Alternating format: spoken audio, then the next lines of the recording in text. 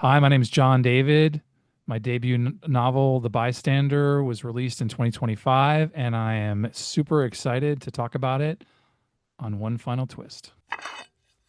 All right. Today on One Final Twist, we welcome John P. David, an author whose debut thriller has quickly become one of the most talked about mysteries of the year. Before turning to fiction, John spent decades as a public relations and crisis communications consultant, a career that sharpened his instincts for tension, narrative, and the complexities of truth. His first novel, The Bystander, the Lemaster Files Book 1, hit shelves in September 2025 and was immediately met with critical acclaim, earning recognition such as the finalist status for the 2025 Page Turner Award for Best Mystery and the Storytrade Book Award for Traditional Mysteries. And listeners who have not picked up The Bystander yet, kind of give us an overview of the book and the Lemaster's files, the premise, and we will be spoiler free too. Okay, so my debut novel, called The Bystander, it it's the main character is a television reporter, and the book opens with the his name is Pete Lemaster, and he's a TV reporter, and he's out filming what he thinks is sort of a regular, everyday kind of story, and then things take a turn. And he ends up filming an active shooter incident where the active shooter is killed by an armed bystander. And the story goes viral, but all is not as it seems. So that's the initial story, and fortunately, there's a lot more to it. It's gotten I've been very lucky to have gotten the attention of some great folks who appreciate the story, and I submitted for a few awards and have been overwhelmed by the feedback from the kind of critical community. And so now I'm just out hustling, trying to find a readership.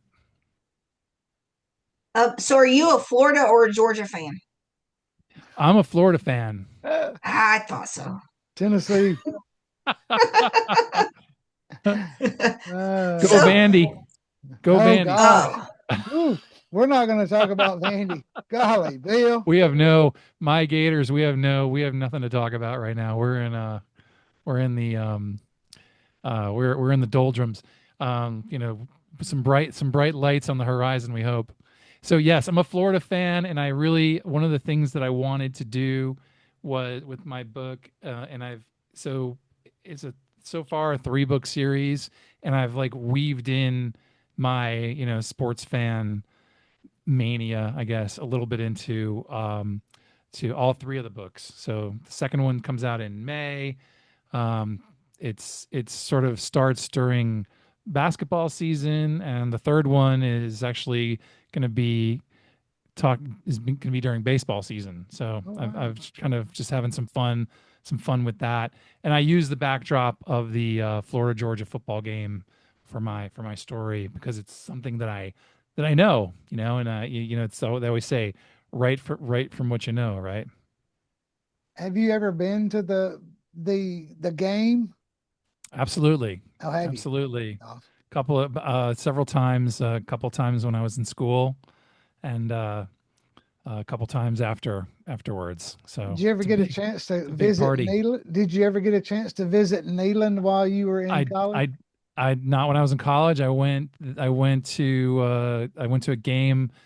I think it was in 2018 or 2019 up there with my son and a bunch of my fraternity brothers, and we whooped your butts. It was I, I, great. I we're used to it. I mean, we've been so bad for so many years, and now we have a little hope. This year wasn't the greatest, but we've got. I think they've got the right guy. Hopefully, y'all will get the right guy, and we'll go back to winning every other. Or Listen, it was something. If you have a little bit of hope, then you've got enough to get your heart crushed. So there you go. Exactly. I mean, look at what Ohio did to us last year in the first round of the playoffs. I mean, whew. Uh, At least none of us are that guy who gets the tattoo. It says like 2025 Yeah. X, 2024 X. So yeah, no, I've seen the ups and I've seen the downs, and so I have a lot of perspective when it comes to my football fandom. So You were a crisis communicator. What is a crisis communicator? So I started off my career as a in the I've been in the public relations business my whole career. So I started 30 years ago, and I've done in recent years a lot of crisis communications. I wrote a book about online reputation management that came out back in 2016, and I do a lot of work with companies when they're dealing with problems and how do you communicate those when you're dealing with those problems.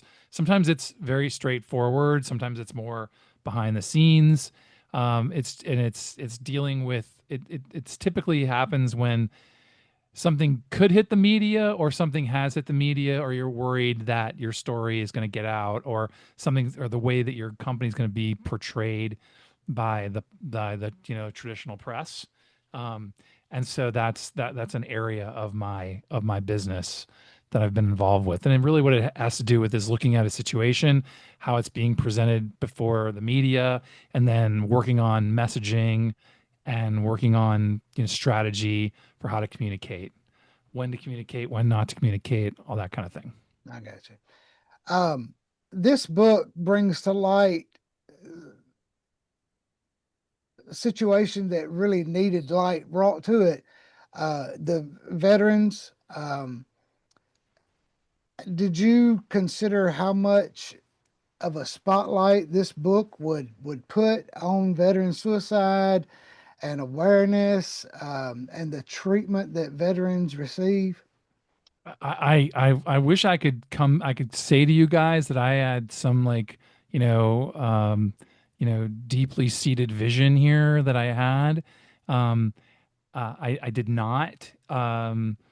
And one of the things that happened, and so I was thinking about this earlier, because I traded a couple of messages with Teresa earlier today, which got me to thinking a little bit about this.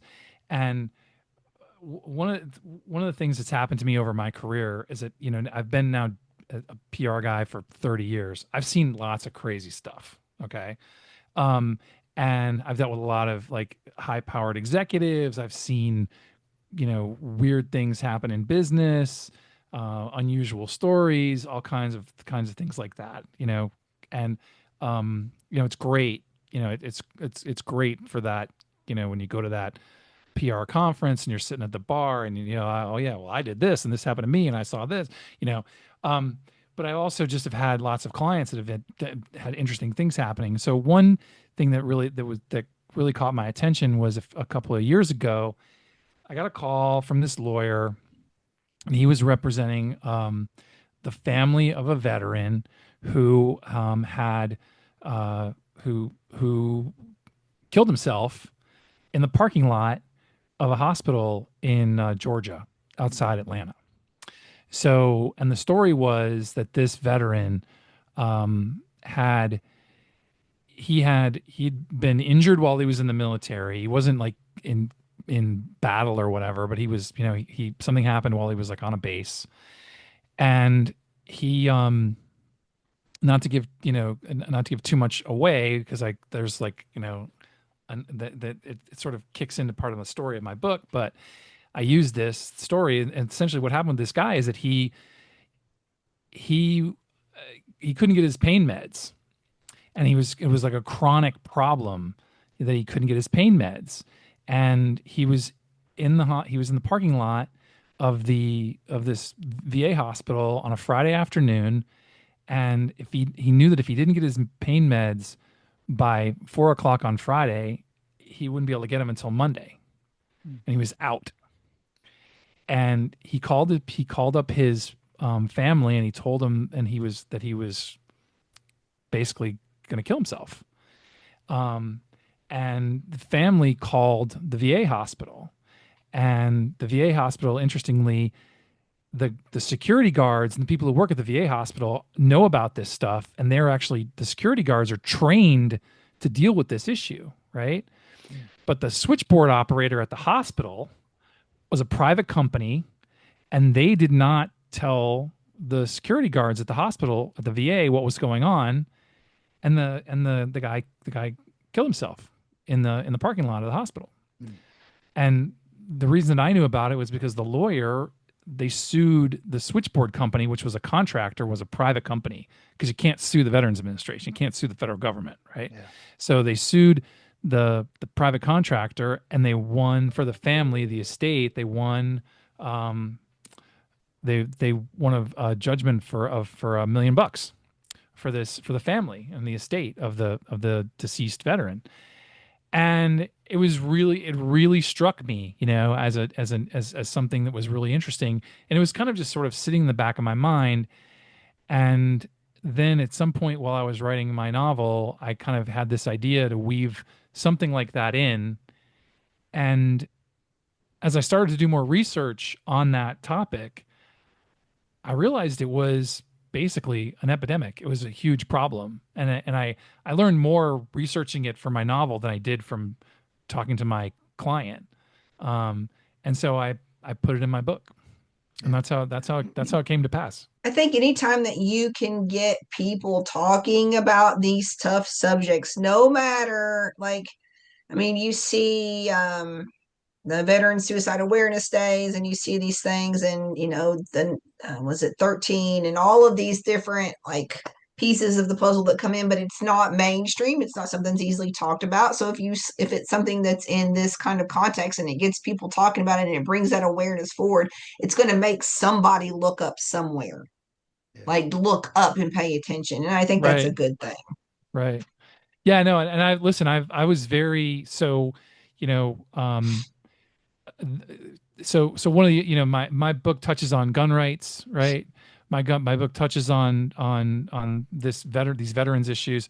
And I was a little bit nervous about it because, like, how is this going to be, what kind of response am I going to get from veterans? What kind of response am I going to get from, one side or the other on the gun rights, the gun rights issue? I felt pretty confident about gun rights that I can go down the middle. Like I'm pretty comfortable that I went down the middle pretty solidly on that, because I have a fairly mainstream, sensible position on guns. I don't feel, and basically my main character in my book, and I've told people this, they're like, "Oh, is Pete Lemaster? Are you Pete Lemaster?" I'm like, "No, I'm not a television reporter. I'm not." But my main character's sensibilities are probably me, and so that's where that comes from, because I wrote this book in first person and all that, and so people who read it, people who know me, my daughter said, "You're in my head when I read this book, and I'm not sure I like it."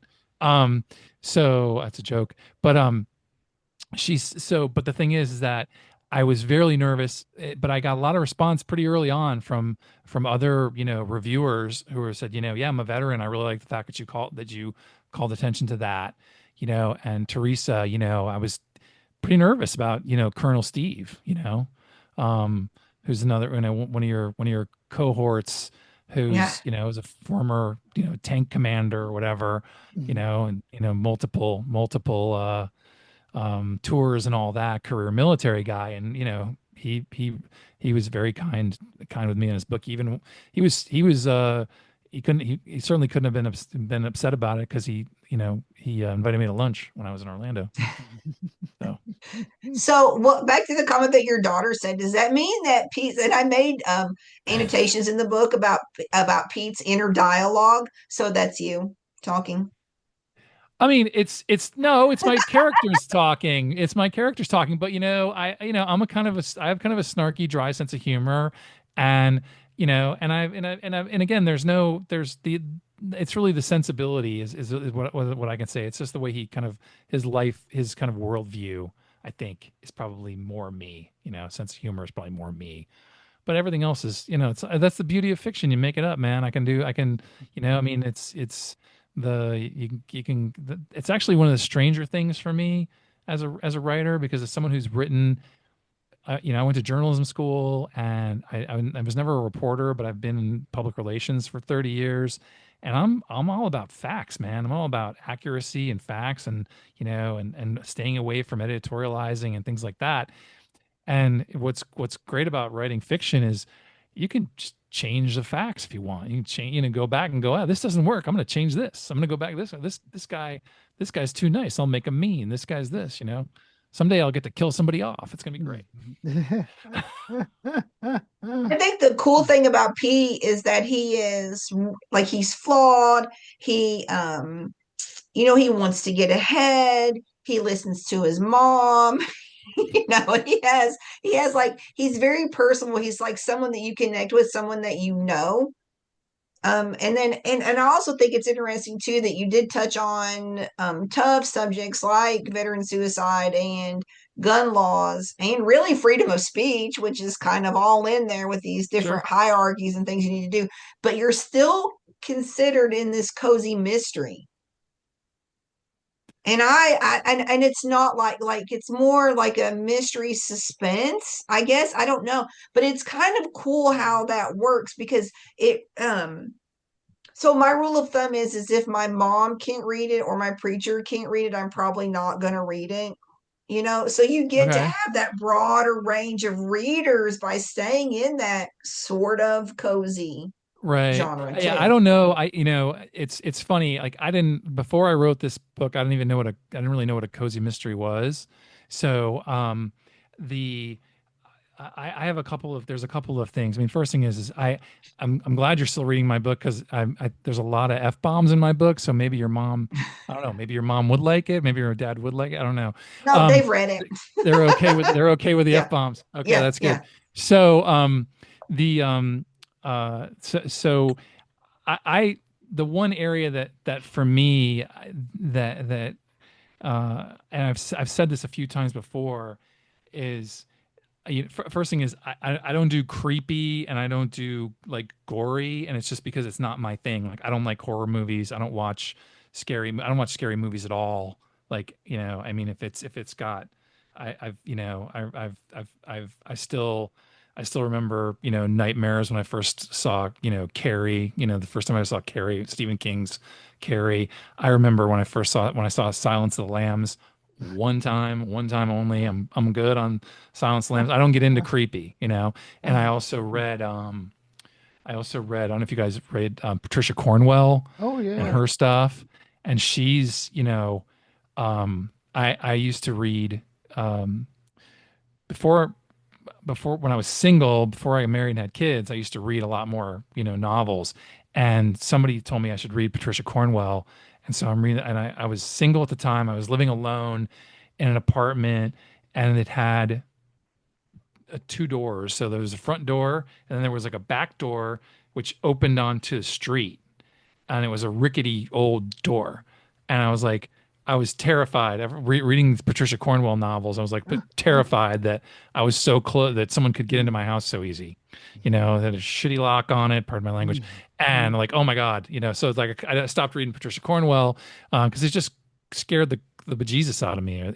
So that's not my area. So I write like that. I don't write scary, creepy stuff. Um, and I also just think that it's um it's liberating to, in my opinion, to have the whole canvas that isn't just like murder mystery. In other words, it's like, I think that if you say, okay, I'm just gonna have someone's gonna die and I'm gonna just try to solve it, like, okay, I mean, why does it have to be like that? Let's come up with something let's come up with a mystery that's not about somebody getting murdered, right?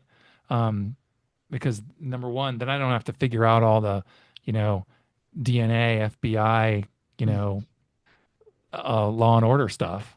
Um, and also, but it's just, there's so many more options. There's so many other things you can cover, so many other ideas, so many things that are out there that you could do. That it's not just solving a murder. So, one of my thoughts. This story, it has political intrigue. It's got uh moral tension woven throughout. It's got journalistic aspects.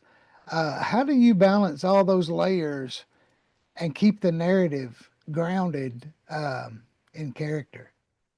I think it's important to have like different, perspectives and different, the, a lot of like the political nature of the book is its own kind of its own character, right? It's not, there's not, and that's what happens in life. That's what happens is if there's an opportunity for a spotlight, you have a politician who's going to be interested in that, even though maybe they don't belong there, right?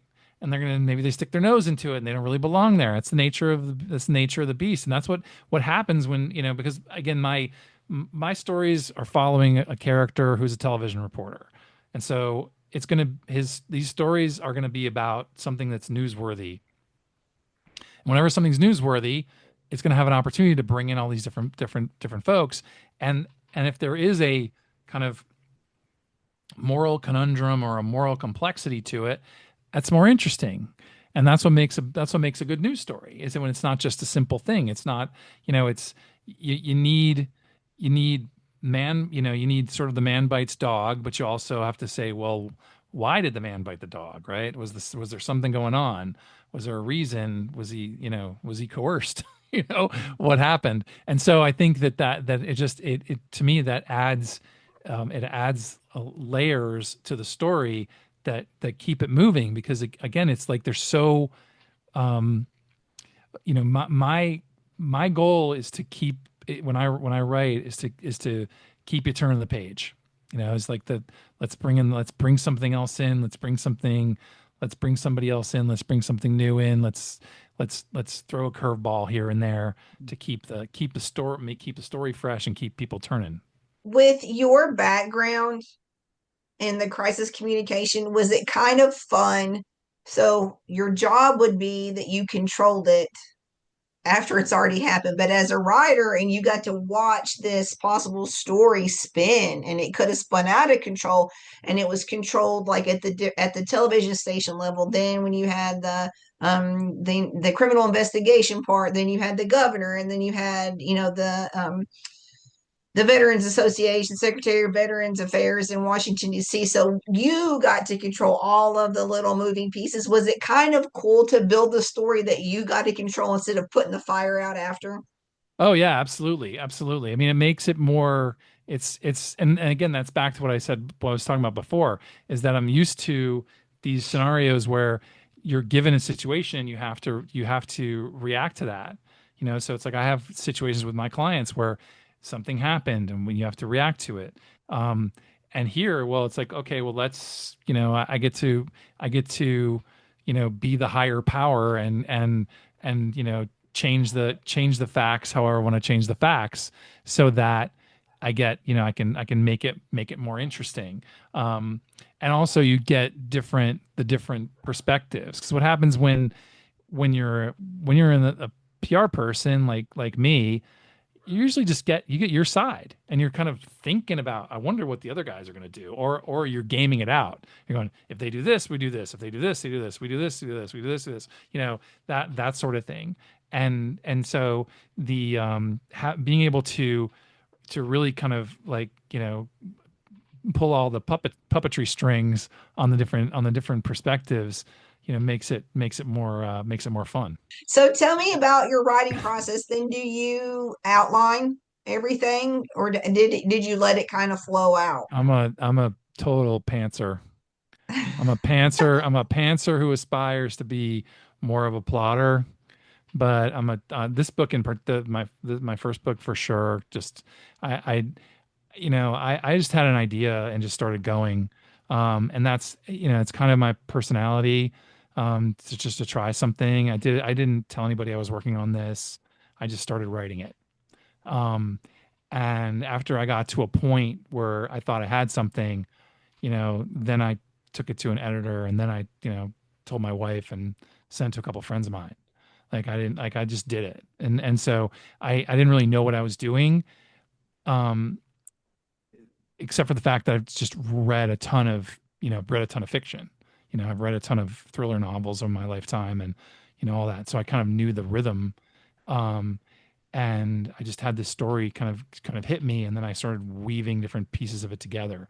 But I had, whatever, a one page outline at one point in time after I started rolling. I'm like, okay, I gotta, this is gonna happen, and then he's gonna go to New York, and this is gonna happen. He's gonna come back, and this is gonna happen. Um, and that's and I knew how it was gonna, more or less how I wanted it to end, but I didn't know exactly how I was going to get there. And that's pretty typical from kind of creative brains. I think that, that you have that, the fluidity in the process. I've tried to do more plotting. I did a little bit better job on my second book, of, where it's going to go. And I'm working on the third book actually, and I feel like I've regressed into my pantser ways again in the third book so far. But we're that's a complete work in progress right now. The Panther process worked with the first book. I mean, I think you did really well with it. I appreciate that. I appreciate that. And I think that for my own, you always think you can do better, and I think just for my own sanity, I think it's easier to have a stronger outline. But I either read or saw an interview or read something that, James Patterson, this is attributed to James Patterson, whether it's that true or not, but that apparently that he had written a 100-page outline for a book that he chose not to write. And I can't even imagine, like, I can't even imagine like that would go a process like that. So, I mean, my outlines are a couple of pages, and they're just kind of the general idea of where it's going to go. I did have an idea for a, like a locked door, closed door type mystery, Mhm. and I outlined it, and I couldn't figure out how I would land the plane, so I didn't write it. So I mean, I feel that there's value in that outlining process. Yeah. Although to me, a lot of the fun, twisty parts kind of hit me, during the process. Yeah. They sort of hit me when I'm thinking about it at night or when I'm in the shower or whatever.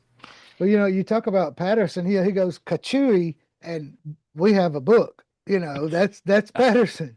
I He's mean, a five or he's in a six a different year, sometimes he's in a more. different stratosphere.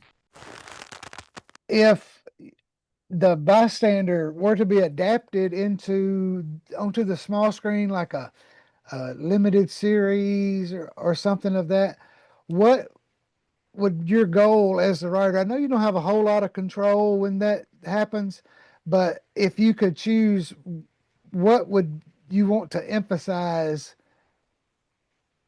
come from that?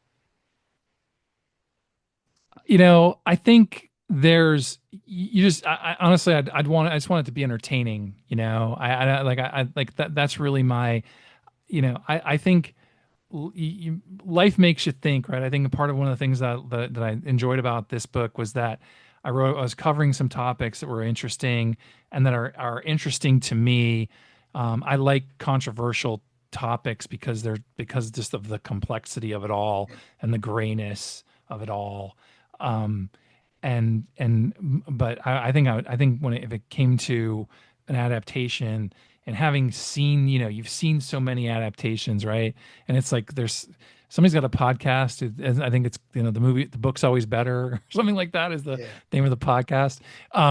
It's like I would just want it to be entertaining. It's like it's funny. So you guys are familiar with all the Jack Reacher stuff, right? Oh, And yeah. so the Jack Reacher movies, the Tom Cruise movies, I think they're great. I've actually never read any Jack Reacher stuff.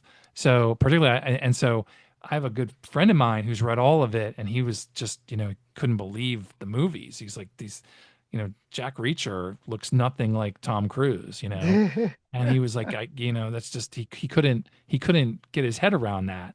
And I've watched the Jack Reacher movies several times, because I think they're really entertaining, right? And I'm not biased by the movie. Um, then in the series that's now the continuing series, I think the character's more to closer to the book.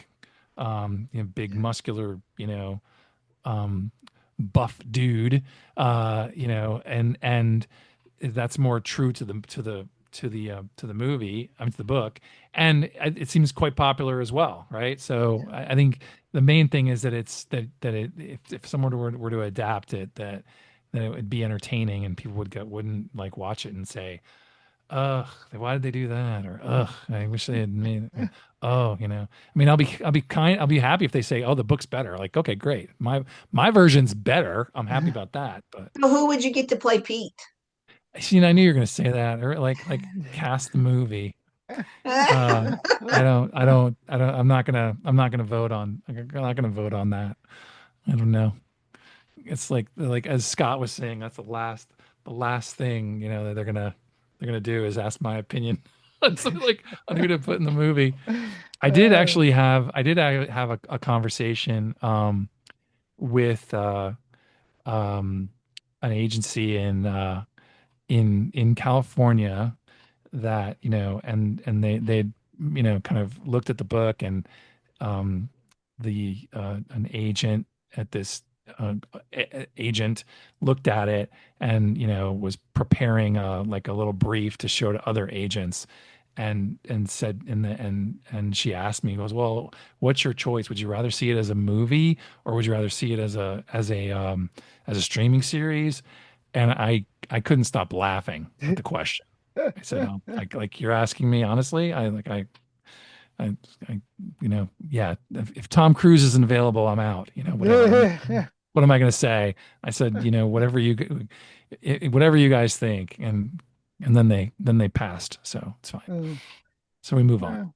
well, it's that would be their loss because I do think that this could be a limited, like, 5, 6 episodes. I think because there's so much in this You're very book. kind, Scott. There's so much. I mean, really, there's so much in the book. I really do think it could be expanded, into several hours. Of course, you got to think we read a lot of books, and I think I read this book in maybe 2 days. So you got to you. I think that's how my brain works. It just, and Teresa reads faster than I do. I mean, that's I'm flattered that I'm flattered the fact that you're having me on your YouTube show. But yeah, whenever I hear somebody say, "Oh yeah, no, I read it in 2 days," or "I read it really fast," I'm like, that's deeply flattering to me, because that means Mhm. I'm the idea is that it cooks along, and that you don't want to put it down. That's my goal. That's what I'm striving for. And it would, it's fun. It would be a fun thing to do, to see it, see something like that. But right now I'm just trying to find people that want to read it. Yeah. That's my. I want to find some more people to read it. Yeah, the right person, the right people, and they'll get it, and it'll pick up traction. Kind of a slow burn kind of thing. I guess so. I guess so.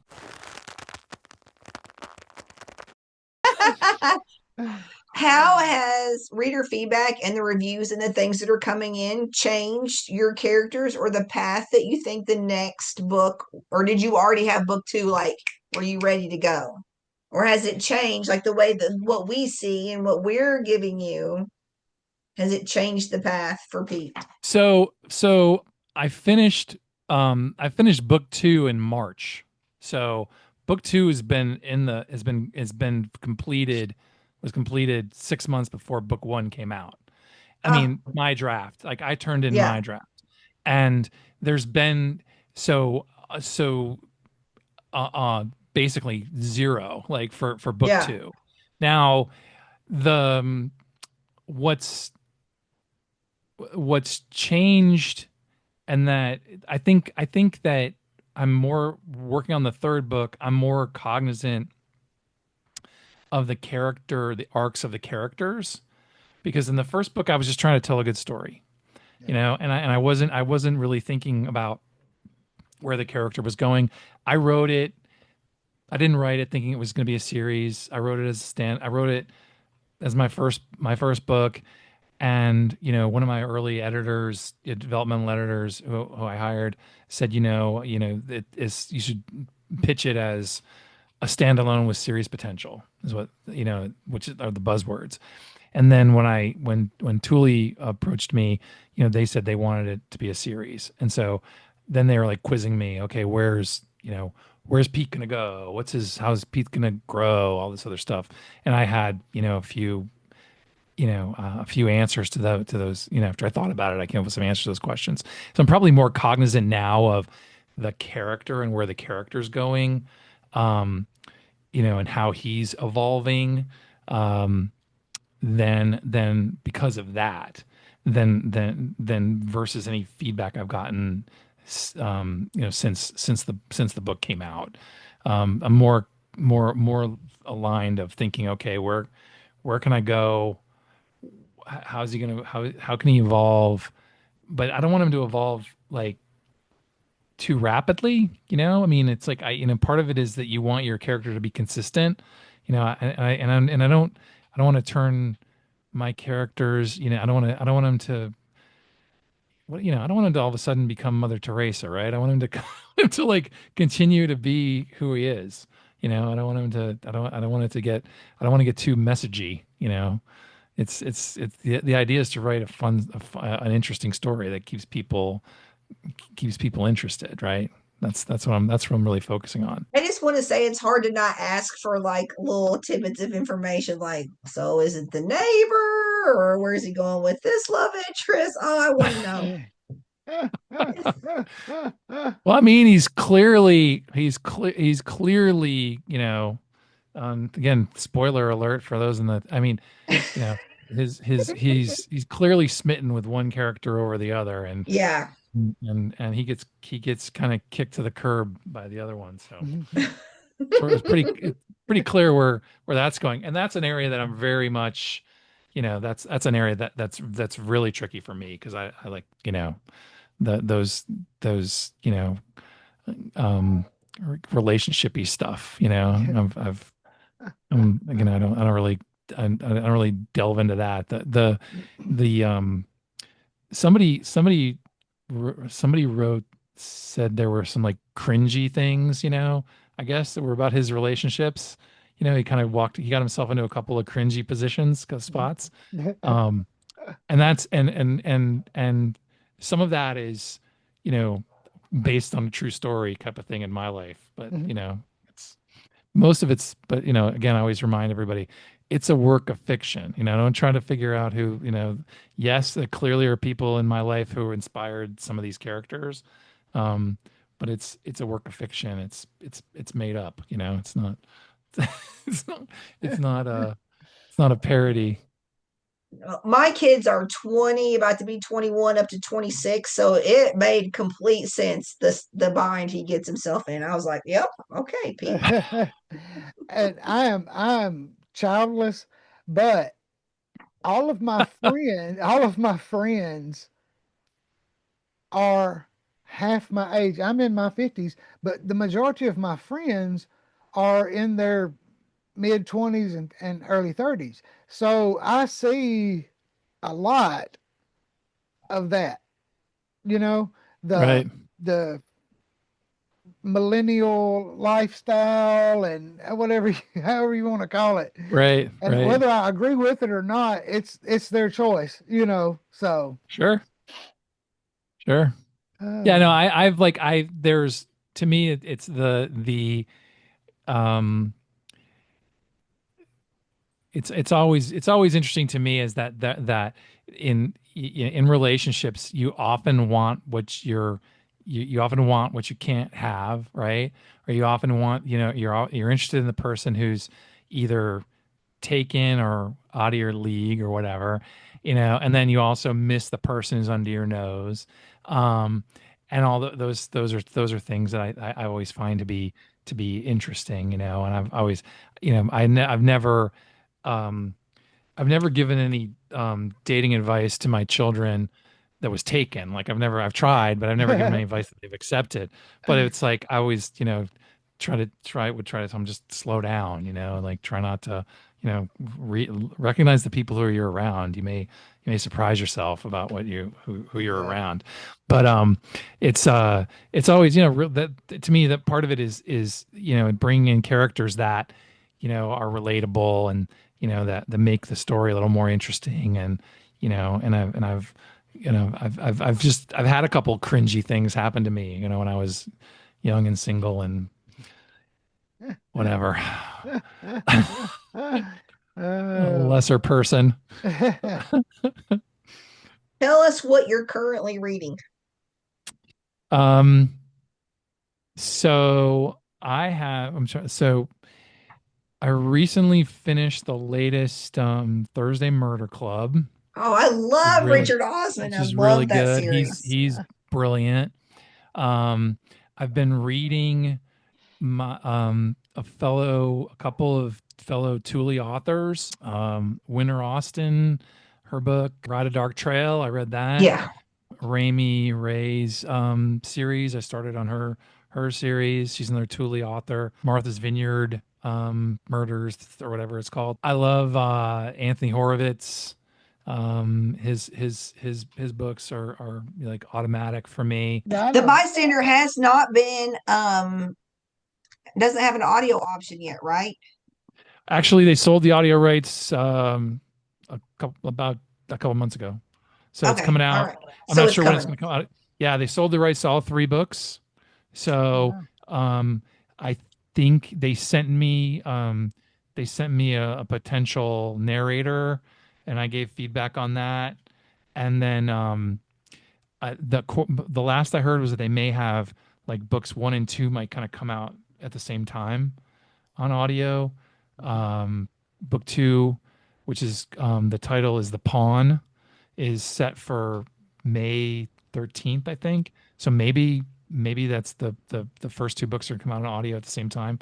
I don't know. I have zero control. I was happy that they suggested, they'd asked me my opinion on the narration, and I gave it to them. So we'll see what happens. I'm I'm There's a I'm I'm Go really ahead. happy about the audiobooks though, because I think it's a big market. I'm a big fan of audio. Because I'm a 911 dispatcher by trade, so I can do more than one thing at a time. So I can have a book going in my ear and really not lose track. My wife thinks I'm crazy because I can do that, It but sounds somewhat unsafe, Scott, to no, be honest with no, you. no, no, no. Um, I did. You talking about Thule? I read one of their author. I met them at BocerCon. Um, if you get a chance to go to BocerCon in the future, I highly recommend that. It is an amazing conference. But there was You met John Dingle? I did Is meet that who you John met? Dingle. Yeah, Yeah, he's a Thule guy. He the went to that. It was in New Orleans, right? it was this, Yeah, he and went. then it's going to be in Calgary, I think, Yeah. and then it's coming back to the States for a few years. I know it's going to be in Philadelphia and Washington. I think those are the two, or maybe it's Indianapolis and Washington. Can't remember, but uh, it was a she it's a it was a lady, and she writes national park thrillers. And it was cozy, and it was really good. I don't have it around, but Yeah, there's I, a lot of Thule has was started by Jane Porter. She's the publisher, and mm, she writes romance novels. And then a couple of years back they expanded into mysteries. And there's cozy mysteries, and then there's whatever more thrillerish mysteries. And that's where and so I know several of the more sort of traditional mystery writers who are yeah, whose books are more comparable to mine. I know some of the cozy writers as well, but that's a genre that I don't know a whole yeah, lot about. So, yeah. but I've actually I've been invited to go to Thriller Fest in New York, and I'm pretty sure you guys are going to tell me I should go to that. Yeah. I've never been, but New York is too big for me. Don't sell yourself short, Scott. uh, I don't like Nashville. So I mean I live a couple hours south of Mhm. Nashville. I don't even like going to Nashville. And they've got some great bookstores and a lot of great author events up there, and I do go. But New York, I don't know if this old Southern boy could handle it. You've never been? Never been. Oh my gosh, you gotta go. I do want. I actually do You want to gotta take my see it. wife. You gotta see it. You gotta see it.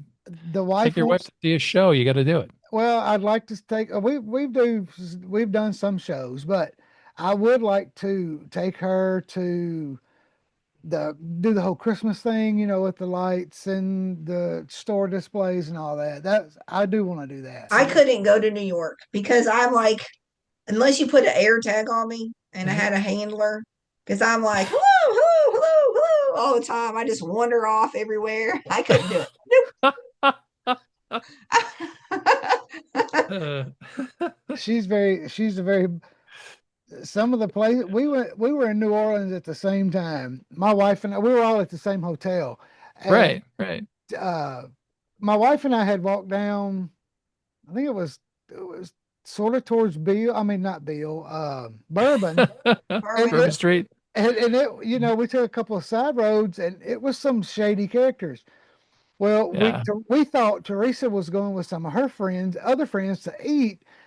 So we just told her, we'll talk to you, catch you later. And then the next thing you know, Teresa, I'm on my way. And I was like, Lord, she's going to walk through this. And it was some sketchy stuff, but Yeah. we didn't get That's killed. any So that's every big city. It's every big yeah, city for sure, for sure.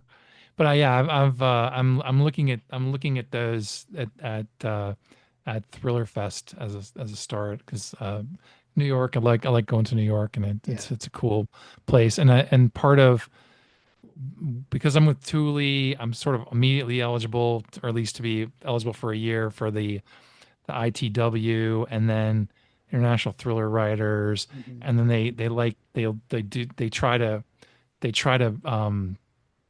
nurture the debut authors, and so there's like a debut author breakfast or something like that, Hmm. which is what John Dingle went to last year, and he said it was great. So Yeah. I may do that. We'll see. We'll see. I think Check I think out I give myself a deadline of end of January to pull the trigger on that or not. Left Coast Crime.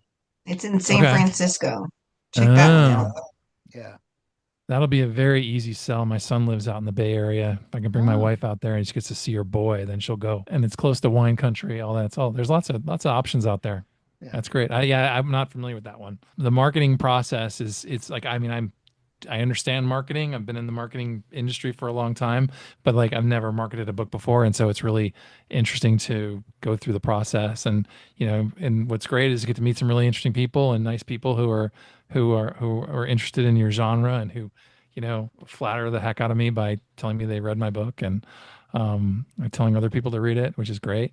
So it's been a fun journey, so far, and really it's a great it's kind of a great community you guys are building, which is nice. Where, if people want to connect with you, if people want to connect with you on social media, what are your handles? So my website is byjohndavid.com. Mhm. My Instagram is by John David. I think my author on Facebook is by John David. I think I've gotten consistently there, and I'm on Twitter as at John P. David. So anything like any of those platforms. I have my website's a Substack, so I publish out. I'm trying to not be too obnoxious with my promotional blog posts. But that's one way to reach me, and the book's available, in all the online markets, where ebooks everywhere ebooks are sold. If a listener or viewer wants to get a signed copy, do you have an independent store or somebody that sells those for you? I do not. I mean, if I'd make it work Yeah. for somebody if somebody wanted something like that. I thought about offering that. I just haven't quite gotten around around to it. I don't have an arrangement with my local bookstore or anything like that. So I'm still laying down those building blocks Oh yeah. that that would be, again, deeply flattering when someone says they want you to sign a copy of their book. It's a really a wild thing.